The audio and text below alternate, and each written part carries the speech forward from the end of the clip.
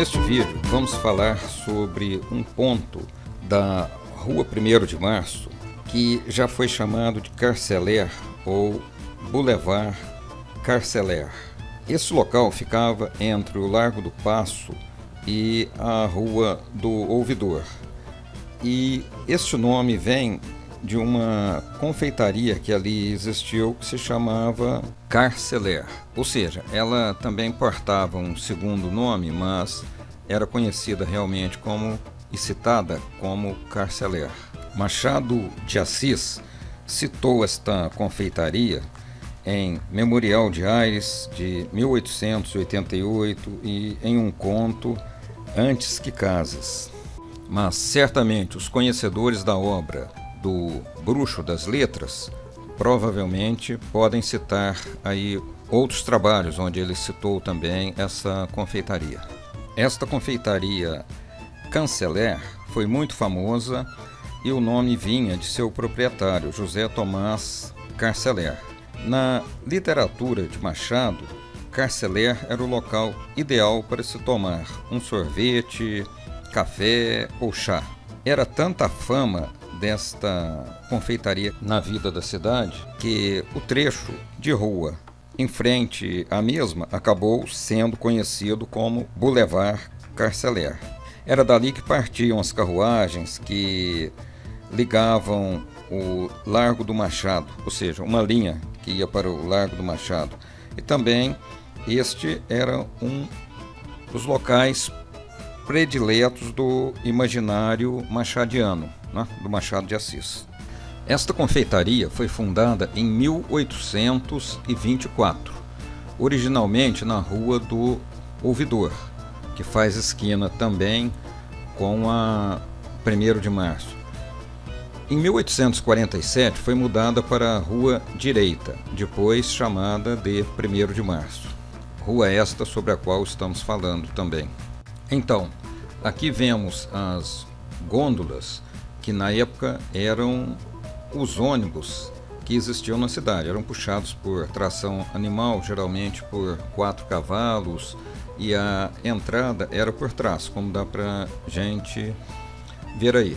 Com o surgimento dos bondes puxados a burro e movidos sob trilho, obviamente, estas gôndolas acabaram por desaparecer. Neste canal tem um vídeo chamado A Valsa das Gôndolas, onde este meio de transporte é explicado.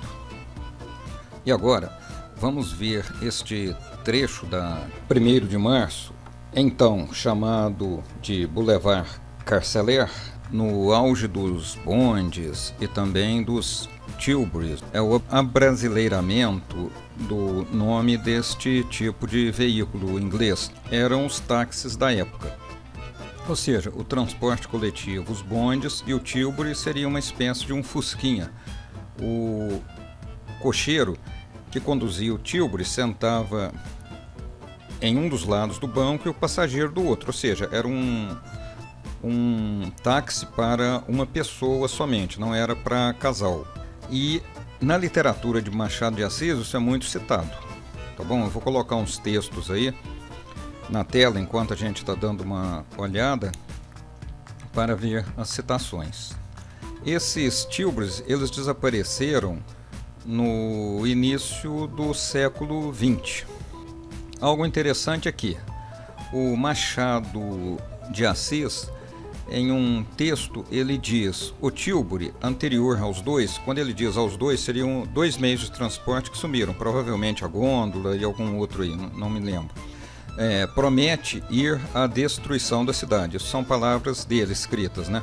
Quando este acabar, achar-se-á um parado com o cavalo e o cocheiro em ossos, esperando o freguês do costume.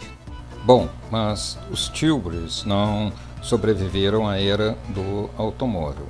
E apenas de curiosidade, existia um veículo também chamado Vitória, que dava para carregar um casal e o cocheiro ia na frente. Este veículo era tracionado por 2 cavalos. E agora, aí na tela, como notaram, eu já coloquei algumas citações de Machado de Assis, onde ele cita esse veículo muito comum na época. E agora, vamos comparar a Rua 1º de Março no trecho da Carceller do tempo das gôndolas, como vemos aí, com a 1º de Março dos tempos atuais. Então vemos mais ao fundo a Igreja da Ordem Terceira do Carmo, que também aparece na imagem, e mais à frente alguns edifícios que estão no local onde situava-se a Carceller. E agora, vamos comparar novamente o 1º de Março do tempo dos bondes puxados a burro e dos tilburys. E vamos então ver aí a imagem, né? Estamos também vendo novamente a Igreja da Ordem Terceira e os edifícios do lado onde ficava a Carceller. Eu gostaria de dizer que essa rua hoje em dia é uma rua altamente comercial, muito movimentada, como sempre foi, e essa Carceller não existe mais. Mas ela tem um dos centros culturais mais movimentados do Brasil e do mundo, que é o Centro Cultural do Banco do Brasil. Então ela ainda ocupa um bom espaço na vida cultural. E ali, muito próximo da esquina com a Rua do Ouvidor, existem muitos bares, livraria e o Arco do Teles, que também é um local de fomentação cultural. E agora, estamos vendo um cartão postal da época que mostra o trecho da Carceller, só que aí nós estamos vendo o lado da Rua 1º de Março, ou seja, a calçada oposta de onde situava-se a Carceller. Ao fundo a gente vê o Paço Imperial e ao fundo, bem mais alto, o Morro do Castelo.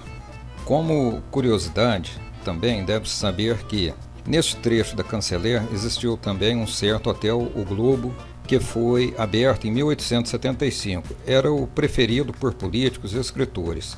Alguns frequentavam este hotel por causa dos seus salões e um restaurante. Na esquina do Largo do Paço, atual Praça 15, existiu o Hotel de France, que vinha desde os tempos de Dom João VI, cuja fachada se voltava para o largo. Então, agora estamos vendo aí uma ampliação desse hotel, nós estamos vendo ele com a esquina com a Rua 1º de Março. Observa essa luminária aí com o nome do hotel, Hotel de France. Reenquadrando a imagem, observe que nós vamos ver o letreiro com a palavra France, na França, e uma plaquinha aqui no canto inferior direito, escrito Rua Direita. Veja que interessante esta fotografia.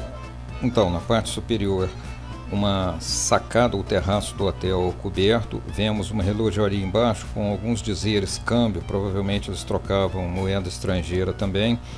Vemos um lampião de época e mais ao fundo um relógio, né? Aquele relógio imitando o relógio de bolso de pendurado na fachada, pois obviamente isso aí era uma relojaria aí no andar térreo.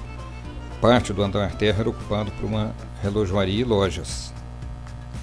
Explorando mais esta imagem, nós podemos ver do lado direito aquele chafariz colonial do Mestre Valentim, que se encontra ali na Praça 15, alguns barracos ao fundo de obras aí, de estações, seja lá o que fosse, e também aqui à direita e ao centro mais tilburys, ou seja, ali também eram pontos de tilburys, obviamente que tinham vários hotéis ali. Então, era necessário que houvesse transportes à disposição.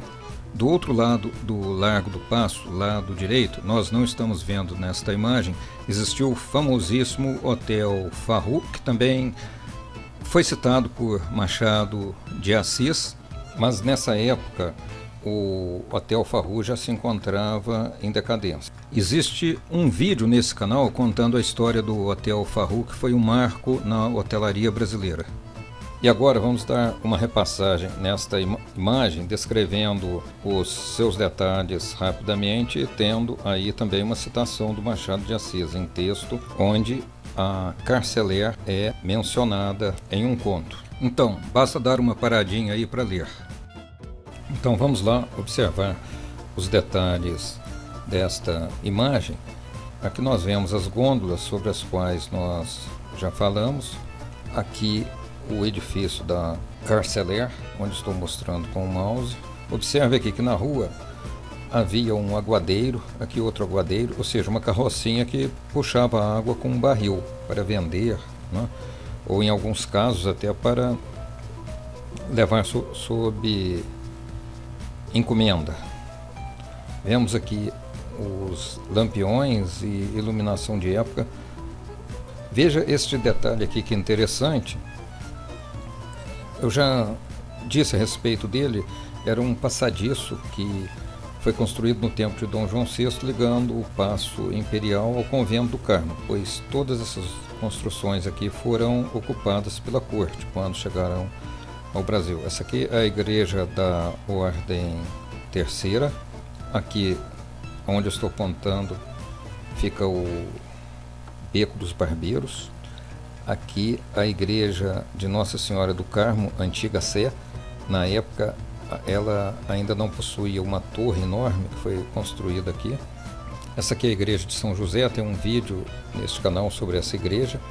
E aqui ao fundo o Morro do Castelo, aqui onde estou mostrando. Então eu acredito que se alguém que nunca veio ao Rio ler alguma coisa do Machado de Assis vai poder entender bem melhor sobre os locais que ele menciona e os hábitos de época. Se você gostou desse vídeo, marque um like, inscreva-se no canal e clique no sininho para que você receba atualizações.